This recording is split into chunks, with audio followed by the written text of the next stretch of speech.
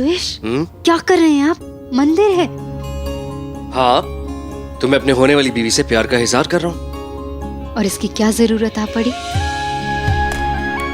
वो क्या है ना कि मेरी होने वाली बीवी को लगता है कि उसे मुझसे शादी करनी चाहिए या नहीं।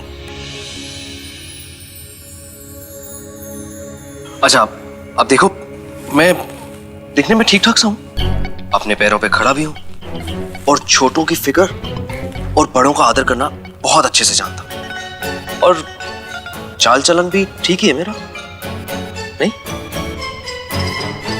और पता है सबसे बड़ी बात,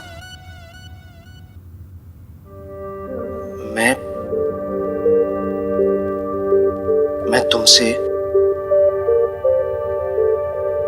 बहुत प्यार करता हूं।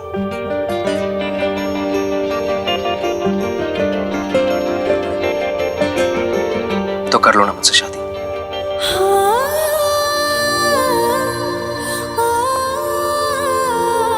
रूठों को मनाना तो कोई आपसे सीखे ना, तुम्हारे लड्डू गोपाल जी से सीखे। मैंने भी इन्हीं से सीखा है। तो तुम्हें मुझसे शादी करने में कोई एतराज नहीं है ना? मुझे आपसे शादी करने में कभी कोई एतराज नहीं था सुयश। एतराज उस वजह से है जिसके कारण हमारी शादी करवाई जा रही है। फाल्गुनी, वजह कोई भी हो, बात तो हमारे फायदे की हो रही है। हाँ?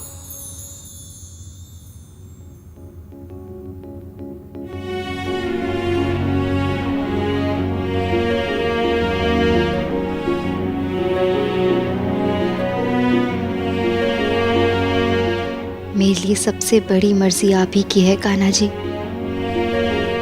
इसलिए इन कुंडलियों को आपके चरणों में रख रही हूं। आप जो होने देंगे मैं समझ जाऊंगी कि उसमें ही आपकी मर्जी है, वो आपके लिए सही है। और जो आपके लिए सही है उससे मुझे कोई एतराज नहीं।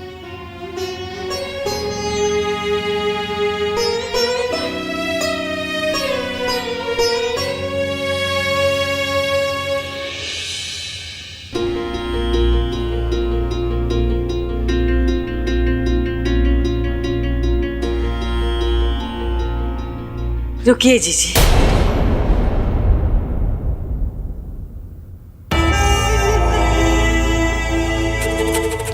मॉम, अब आप कैसी हैं?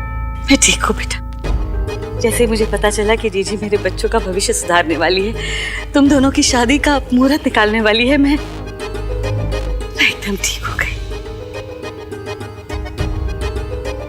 जीजी, शुभ कार्य करने जा रही हो, दही और शक्कर खाओ।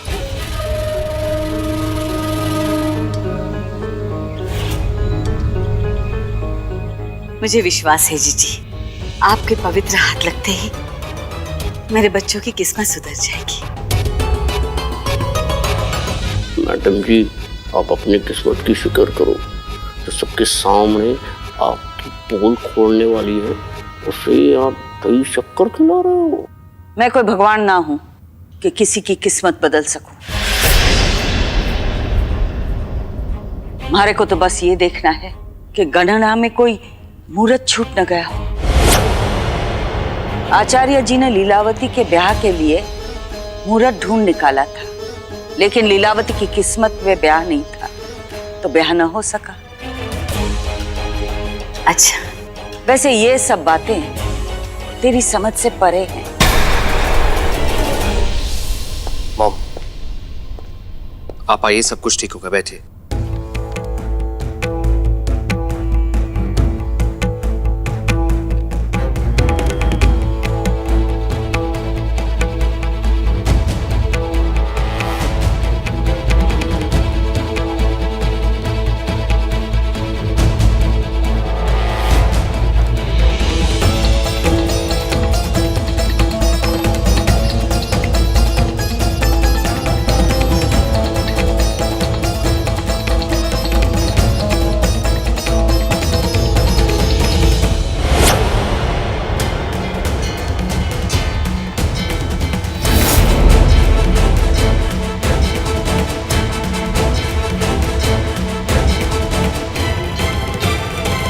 क्या हुआ दीदा?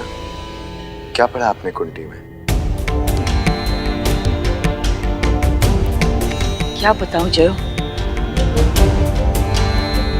हमारा दिल कुछ कह रहा है, दिमाग कुछ और। मैं कुछ समझा नहीं दीदा। दिल तो कह रहा है कि इन दोनों के ब्याह में कोई रुकावट नहीं आनी चाहिए, लेकिन दिमाग की गणना बता रही है कि अगले 6 महीने में एक पल का मुहूर्त भी नहीं है।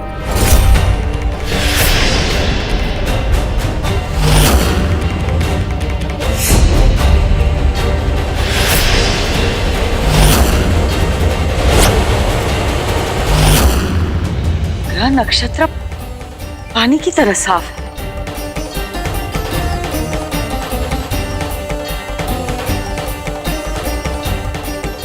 यही तो दुख की बात है ना जीजी, इंसान की इच्छा अलग होती है और उसके ग्रहों की इच्छा अलग। आप कर ही क्या सकते हैं। मैडम जी तो अब तक इंसानों को अपने हिसाब से चलाती थी, पर अब तारों को भी अपने हिसाब से चलाने लगी है। कैसे भगवान जी, कैसे?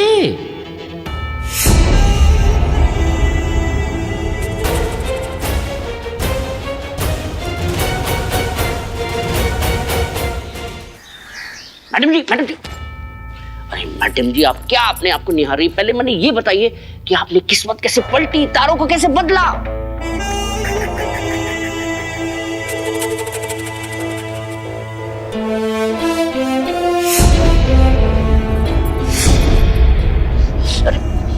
अरे मैडम जी बताइए ना मन ने।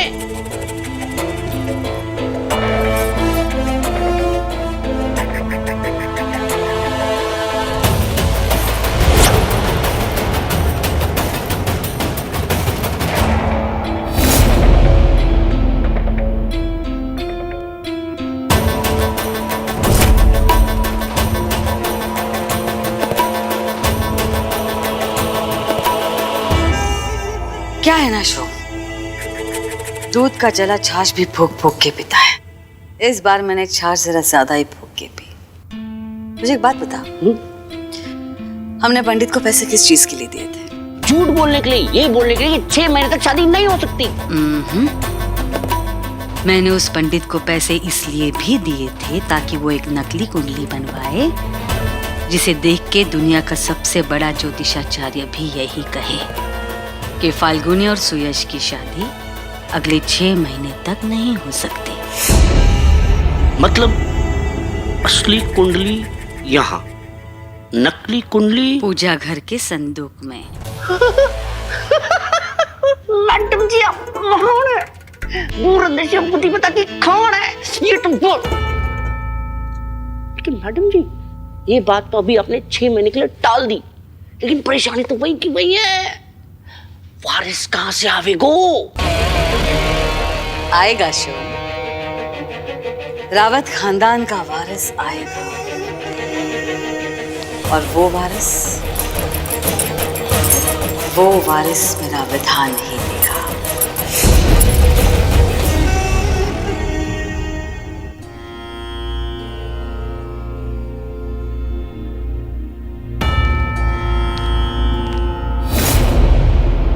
दूर रख थारा हाथ।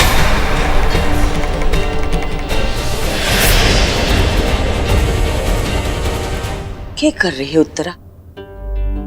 क्यों मेरी साधना में विघ्न डाल रही है? माफ कीजिए जीजी, आपकी साधना में विघ्न डालने का मेरा इरादा नहीं था।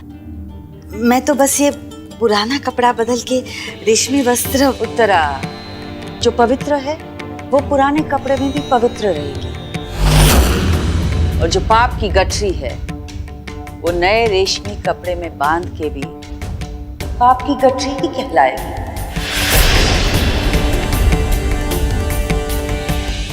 बिल्कुल सही कहा आपने जीजी, लेकिन यह बात रेशमी कपड़े या पुराने कपड़े की नहीं है, बात धरोहर को संभालने की है। जीजी, इस घर पे जो संकट मंडरा रहा है उसके लिए मेरे पास एक उपाय है। घर का कोई भी सदस्य मेरी बात तो सुनेगा नहीं, मैंने कर्म ही ऐसे किए हैं। लेकिन अगर आप हाँ कहे तो क्या मैं आपसे कह सकती हूँ